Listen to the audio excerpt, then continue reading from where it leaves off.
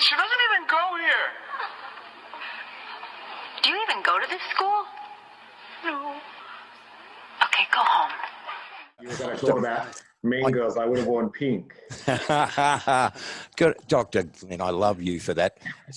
I need to graduate, and I'm scared. I'm afraid. This is our year of last, and for us, it's, you know, we're not going to get our last athletics carnival. We're not going to get our last swim carnival.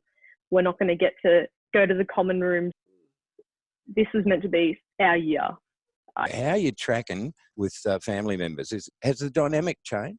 My family is chaos as it is. We have 2 massive dogs, 2 cats. I have 2 siblings. I think her schedule was thrown. I think initially it wasn't a great transition for her. She was quite impacted by just having to, she had to have everything all set and sorted in her head, and then it changed. So trying to, I don't know, maybe ruining my year 12 because maybe not trying hard enough.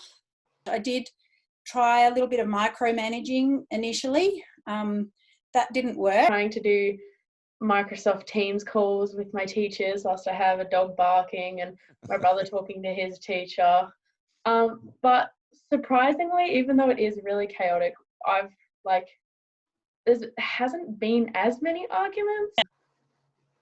Let it figure itself out.